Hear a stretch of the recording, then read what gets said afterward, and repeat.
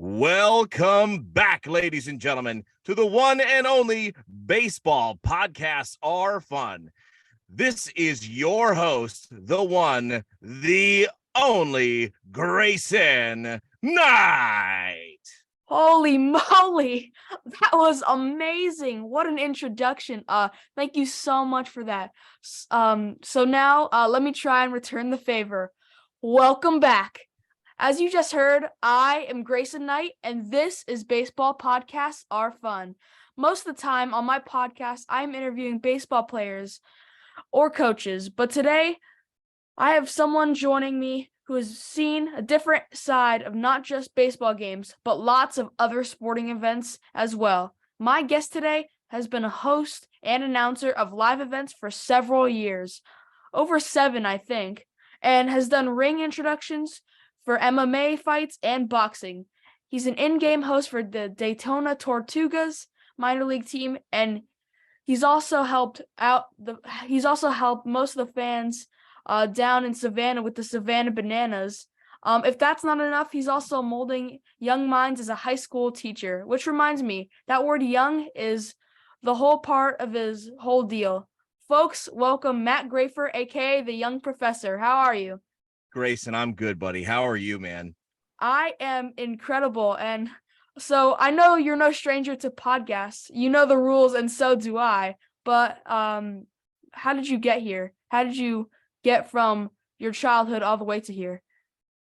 Well, man, like everybody else, one day at a time, right? And unlike you and a lot of the people that you talk to, my athletic prowess was never what kind of made me stand out.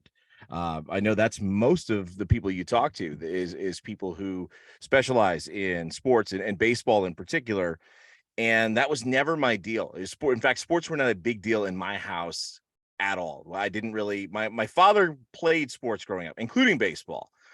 But there was no real fandom in my house. In fact, my mom's dad, my grandfather, he was a baseball fan and he was a New York Mets fan. So I kind of grew up a loose New York Mets fan and got into them a little bit more as I got to be an adult. When I was 18 is the first time I ever attended a professional baseball game.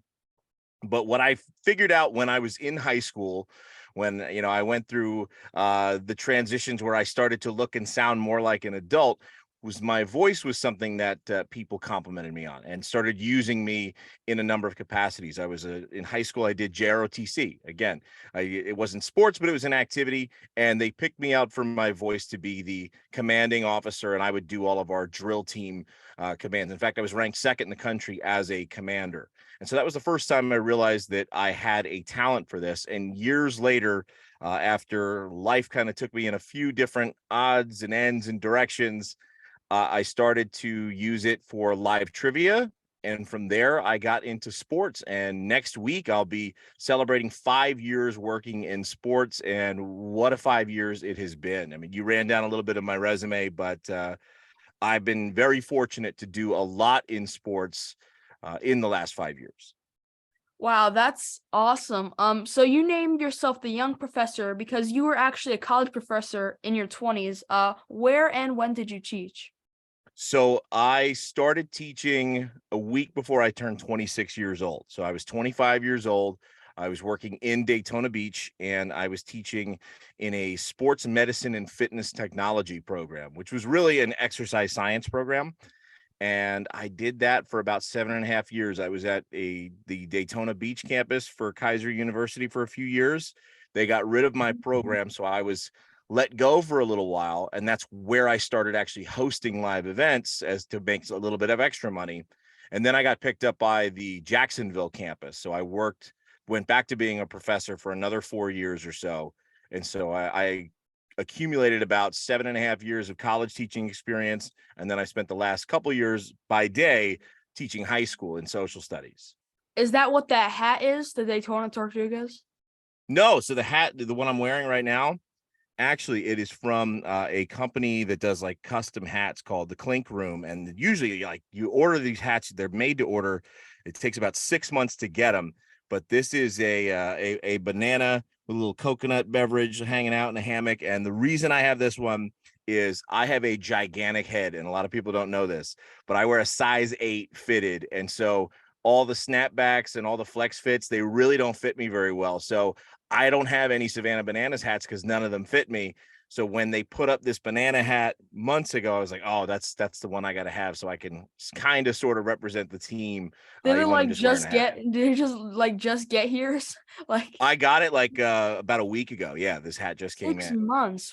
Yeah, Whoa. It's a long time. it's a very long time, and I was getting really sick of waiting, and then it got here, and I was like, this is pretty sweet. I guess it Mm, was worth it. mm. You said you taught social studies in college, right? No, so I taught exercise science in college. So I taught everything from exercise programming, group fitness, sports law. I even taught biomechanics. So that's like physics applied to sports and the human body. I taught all kinds of weird stuff in college, and I teach social studies for high school. So I teach world history and I teach psychology. So some of my listeners are probably asking why I'm interviewing a teacher slash announcer slash public speaker, whatever you want to be called, because you do so many things. But I want to remind them part of why I do this to get better at public speaking. You've been great at it for so long, and I want to learn more from you. So before we get there, let's take it back. Where did you grow up, and did you play baseball when you were my age or any other sports?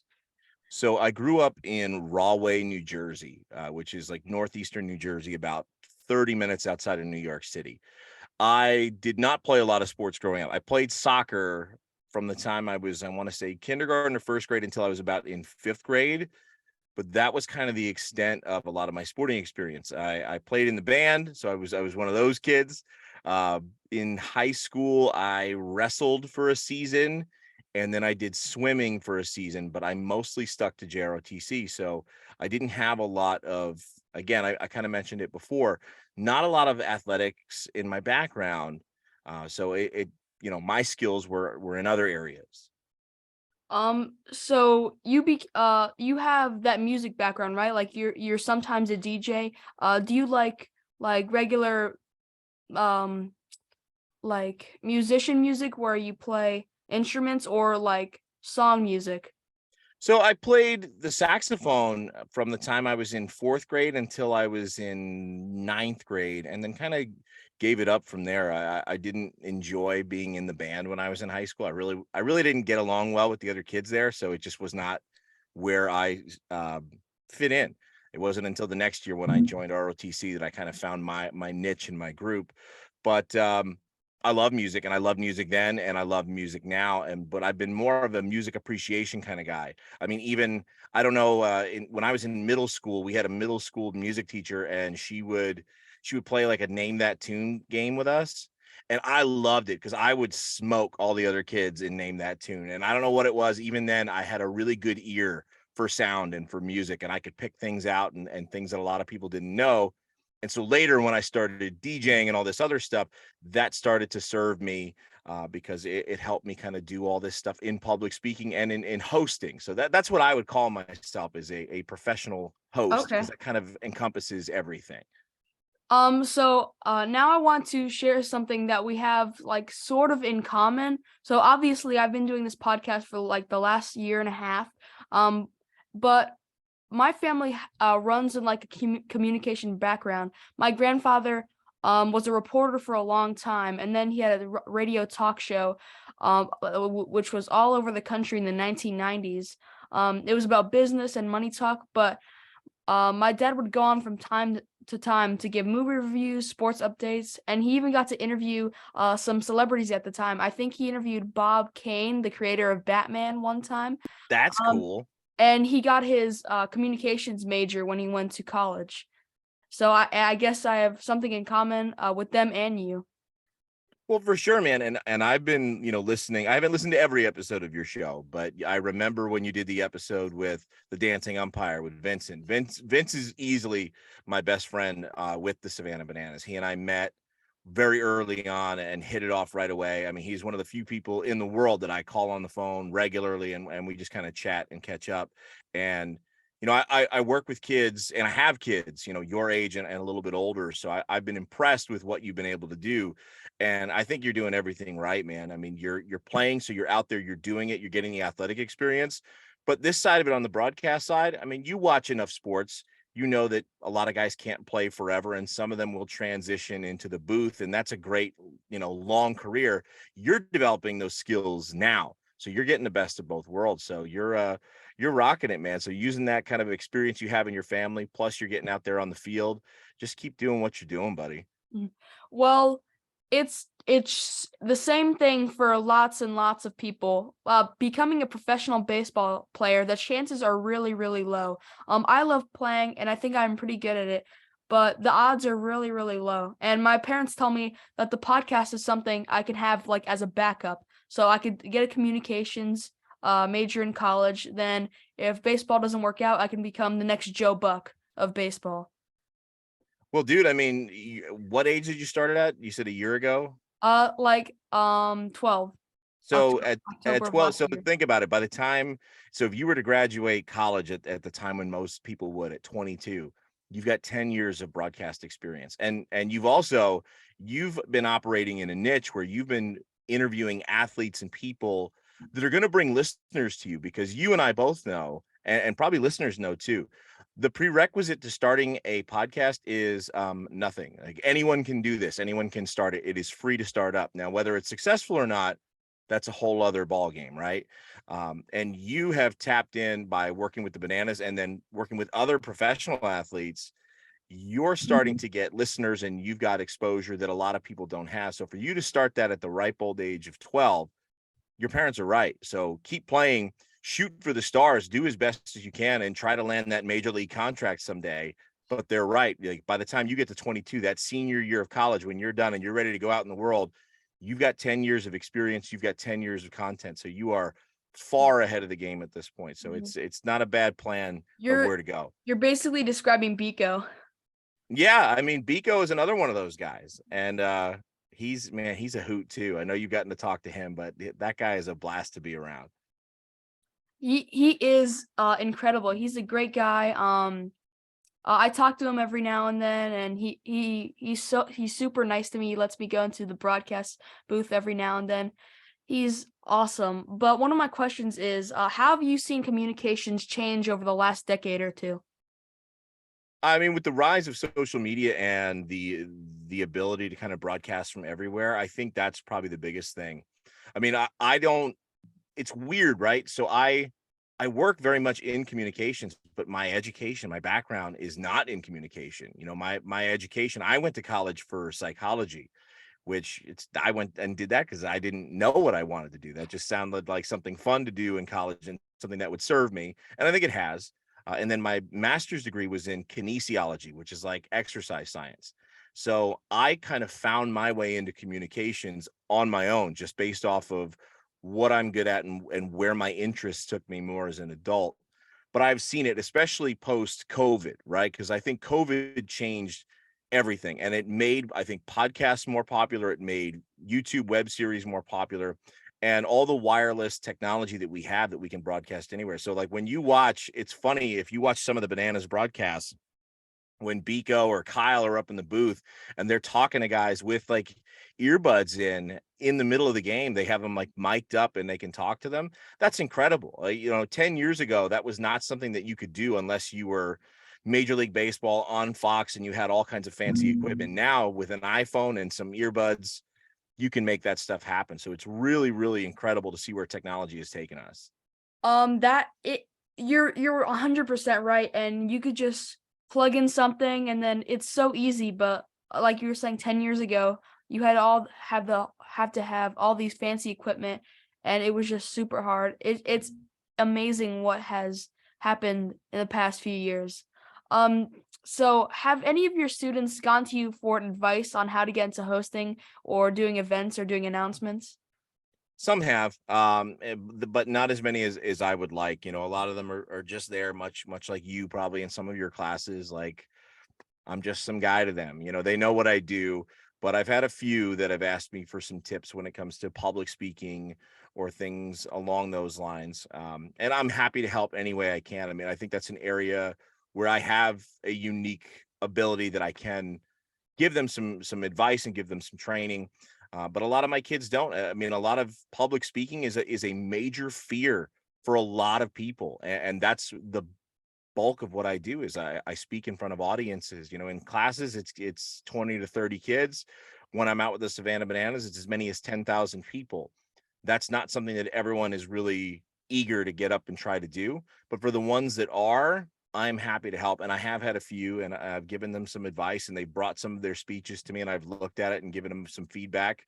And I hope that I can help as many people as I can in that regard. So I actually do announcements for my middle school from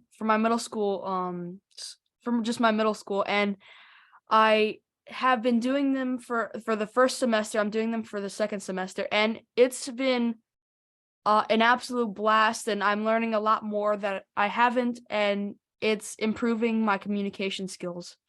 So do you do the morning announcements then? Yes, morning announcements. So you start out with the Pledge of Do they have Allegiance, and oh yeah, they have that everywhere, and they've had it since the dawn of time, as far as I'm concerned.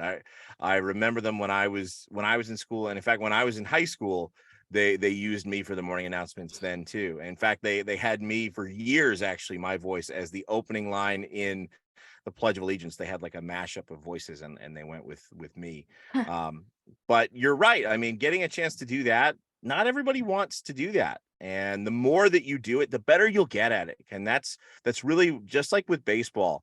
You've got to get out on the field. You've got to take your batting practice. You've got to play games. You're never going to get better unless you keep getting in the box. And you've got to keep getting out on the field. You've got to keep going through drills. Working with your voice, working with anything is the same exact way. You've got to get those repetitions, and they're out there, right? Like the morning announcements, that's a perfect place to do it. And the more that you do it, especially at your age, you're just going to start to sound more natural. It's going to become more, it's going to just flow right out of you. And I think that's definitely a lost art, because I work with kids, and anytime they read something, it sounds like they're reading. And one of the things about what I have to do is, even when I'm reading, I have to sound like I'm not reading. It has to sound natural, and just have a good flow. And that really just comes from lots of reading out loud, and lots of practice. So one thing I wish I could change for the morning announcements is every single day it's the same exact format. The only thing that changes is the lunch. So it's like welcome back Coleman Middle School, and it's just the same thing every single. Please stand It for the gets Pledge of repetitive. Allegiance. Yeah, it gets repetitive. And so what kind of, they don't have additional announcements or anything that They you guys have put in? occasionally like club announcements and the basketball team announcements. And the something of the day, like the national day or whatever. But it's besides that, it's the same thing. Well, let me ask you something. Do you get that? How far in advance do you get the announcements for what you're going to be doing? We get there like, well, I have a bus and I get there like 10 minutes before, so I only have like 10 minutes to practice. And that's just saying so we have like 9 crew members, and then there's the crew, and then there's the anchors. And it's hard to be an anchor because there's so many people that want to be an anchor. So it's really, really tough. So are you one of the anchors then? Sometimes when my bus is early, so when I be anchor, I practice and we just do the thing. So, I mean, all I can tell you is, when you're kind of in a box like that where you're limited, best thing you can do is just put your own little flair on it where you can, but just do the best that you can. But if you have the ability to kind of add something, or put a little extra, or a little bit of something that's yours, whether it's a saying or a phrase, or even just add a little something else, I think always do that. And this is something where, you're young, and I don't want your dad or everybody to get upset with me, but sometimes in situations like that, sometimes it is better to ask for forgiveness instead of permission. Because if you do something and you feel like it's good, and that's something that's hard to teach, but if you are feeling something when you're talking on a microphone, you're like, I think this is good, I'm just going to go for it. Worst comes to worst, if they don't like it, they're like, hey, don't do that again. You go, all right, my bad, I won't do that again. But if you do it and they like it, then you might get a chance to do it, and they might even let you do other stuff in the future. So I would say, if you think that there are opportunities, as long as they're appropriate, they're focused, and they're going to benefit your students and your audience, go for it. And that's very much kind of like the same kind of empowerment that Jesse and the Bananas give us, right?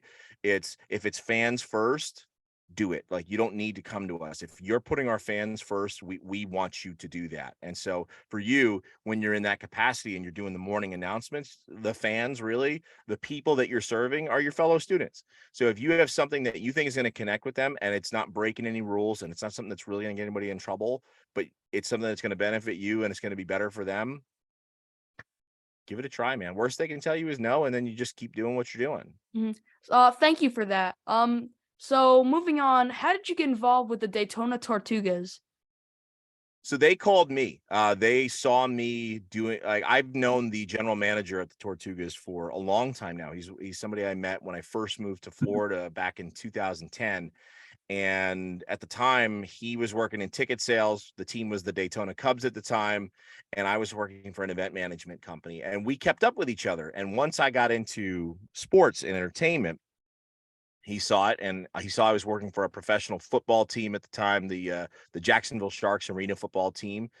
And right before the 2020 season that never happened but was supposed to happen, he called me and asked if I wanted to be the on-field host for the Tortugas. And so that's how I got in over there.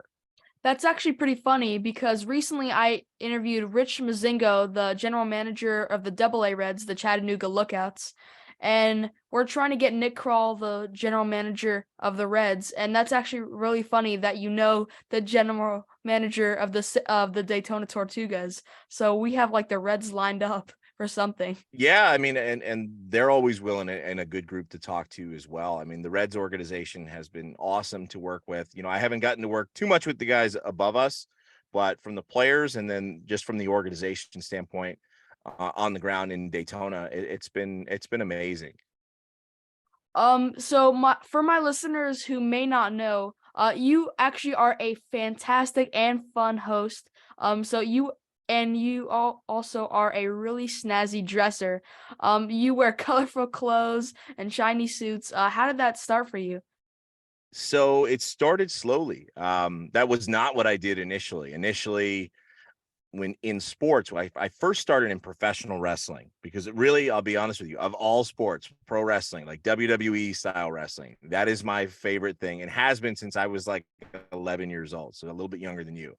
And I first started and I would wear just a jacket that was not colorful, but I had like solid colors, like a red, a green, a gray, or a black, and a polo underneath, which really wasn't even the right dress code, but that's how my outfits started. And then about a year in, I started buying a little bit fancier suits. And I'll tell you, as soon as I started with, I remember the first tuxedo I bought was like a blue paisley tuxedo. And then like I had a purple one as well.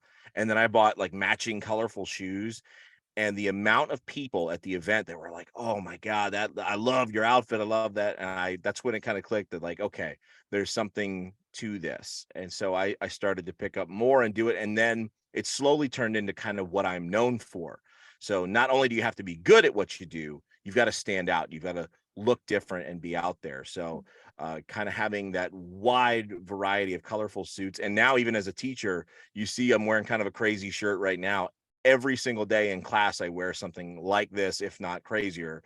And I never repeat the same thing in the same school year. So like that's kind of another thing that the kids kind of like because it's something fun and different every day.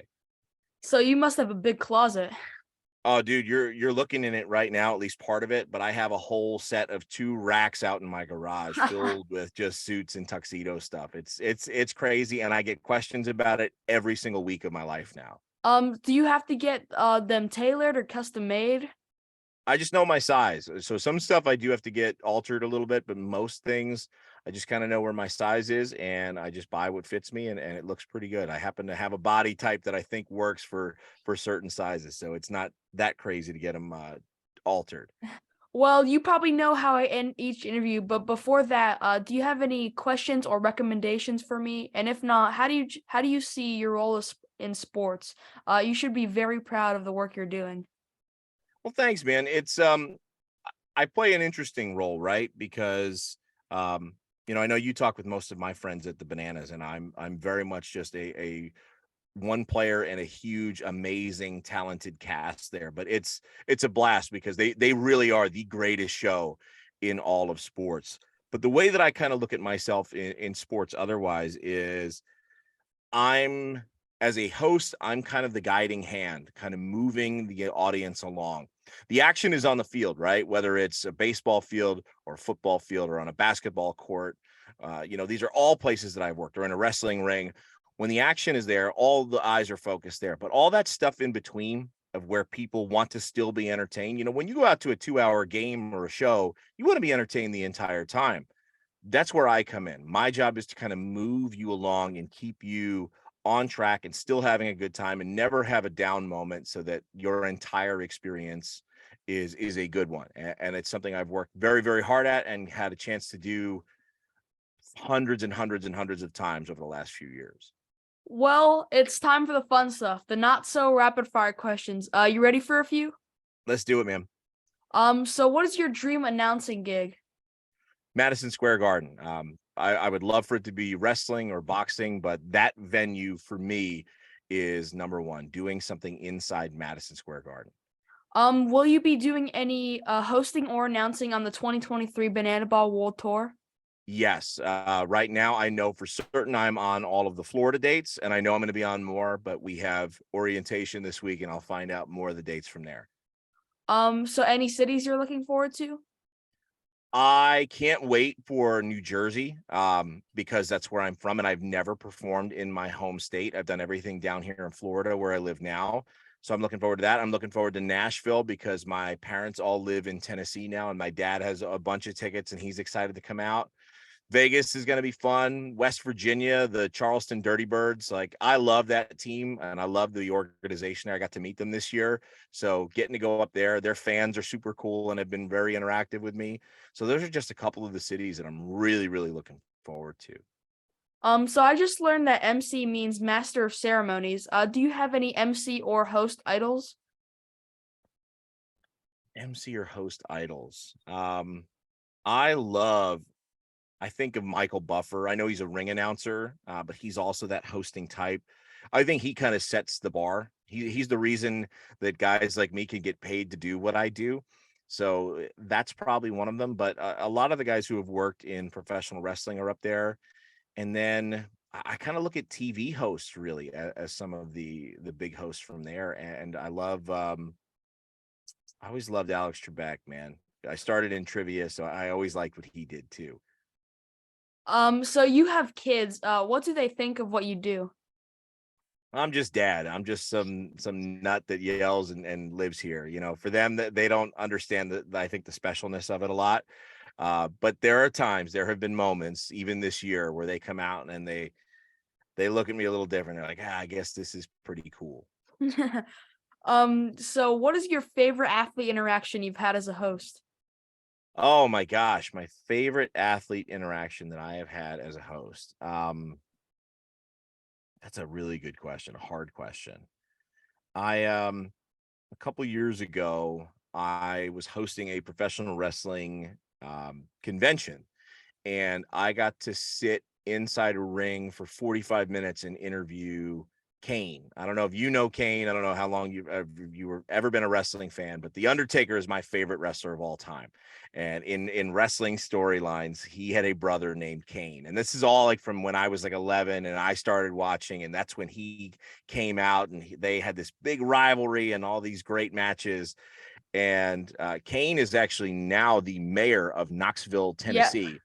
And so I've been a huge fan of his for a long time, and I got to sit and interview him in front of like about 1,000 people for 45 minutes. And I felt like that 11-year-old kid that watched him come out and rip the cage door off. And here I am as an adult sitting there, and he was super cool. We had like a really intelligent, in-depth conversation, not the same kinds of questions I feel like that he probably gets at a lot of other wrestling conventions. Like, do you remember this match? Do you remember that? I talked to him about his background in English literature and how that served him as a professional wrestler, now as a politician.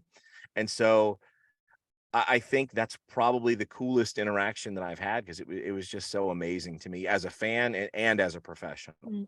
All I know is he's the mayor of Knoxville. I don't know. I only know three wrestlers. And one of them's The Rock. So. I've met The Rock's dad. Oh, no way.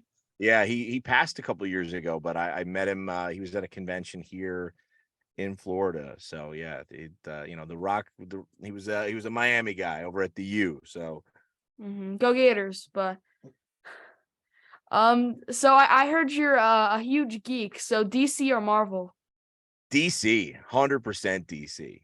I prefer Actually, Marvel. question for you, follow-up question for you. Are you named for Dick Grayson? Like you're So my middle name's Knight, and I go by Grayson Knight. I'm actually named after the Dark Knight because That's I what I was I thought. was I was born around that time.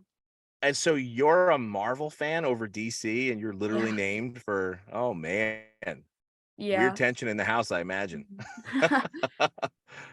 So what's one thing you want to achieve in 2023? More cities, more people. But what I would love by the end of this year is I want to be hosting and speaking full time. I would love to transition out of the classroom. I like being there. I like teaching, but my real passion is everything I'm doing in sports and live events. And so I think this could be the year for me where I have the chance to finally break out and do that because man, I work a lot. And it'll be nice to have to work a little bit less and still be able to pay Mhm. my bills and take care of my family. And last one, what is your favorite baseball movie? My favorite baseball movie is The Sandlot. I'm a big Sandlot guy. I was a kid when it came out. I loved it then. It still holds up now. That's my favorite How film. do you relate to it? I don't personally. I just it came out when I was about the same age as those kids. So for me, it a lot of good movies came out. Little Rascals came out around that time, and I was around that age. So I just felt very related to all the characters in that sense because I was their age when it came out, and I think that's what has stuck with me. I mean, I didn't play baseball. I didn't I didn't have those same kinds of experiences, so I don't have that connection. But being a kid at the time at that same age, that's probably the reason I still connect with those movies. Well, The Young Professor, folks, we did it. Did you have fun? Dude, I had a blast. I mean, that's the name of the show, right? Baseball podcasts are fun. You certainly Yeah. live up to the name. Thank you so much. This was different and awesome. Anything else you want to add or any questions for me? No, man, Grayson, thank you so much for having me. Keep doing what you're doing, buddy. I love to hear it. Thanks again. The Young Professor is available for hire as an MC, host, announcer, DJ, and motivational speaker. He's all over social media at The Young Professor MG on Instagram and at The Young Professor G on Twitter, and on Facebook, search up The Young Professor. You can also email him at theyoungprofessormg@gmail.com.